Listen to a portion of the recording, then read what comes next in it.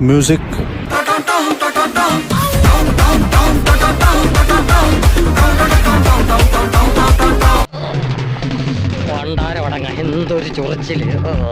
പൊട്ടന്റെ സിനിമയും കാണും. ആ പൊട്ടന്മാര് വരുമ്പോ വായും പൊളിച്ച് അവിടെ കിടന്ന് തുള്ളിച്ചാടുക പട്ടാളക്കാരൊക്കെ കൂടെ കൂടി. അത് എന്തുതരം പട്ടാളക്കാരാണ് വാസു? ഇവൻ ഞാൻ ഉദ്ദേശിച്ചതിനെക്കാളും തറയാണല്ലേ കാണുമ്പോ ആവേശം കൊള്ളാനുള്ള പട്ടാള നാണക്കേടാ കേട്ടോ.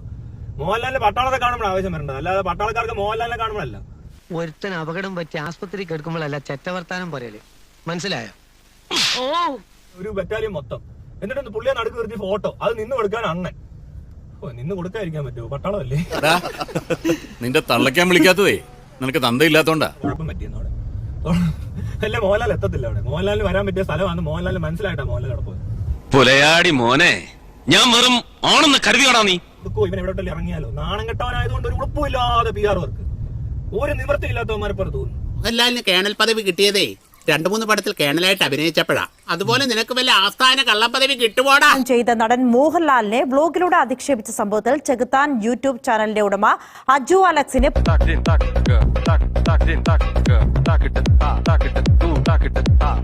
പോലീസ് കസ്റ്റഡിയിലെടുത്തു. ഇന്ന് രാവിലെ മഞ്ഞാടിയിലെ ഇയാളുടെ വീട്ടിൽ നിന്നാണ് കസ്റ്റഡിയിലെടുത്തത്.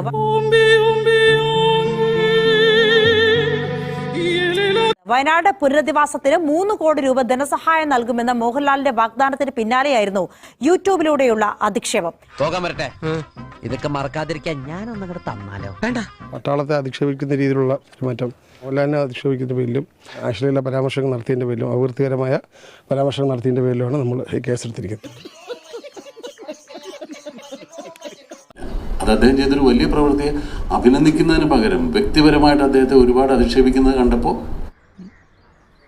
ഇനി ഒരു തിരിച്ചുവരവുണ്ടാവില്ല ശശി.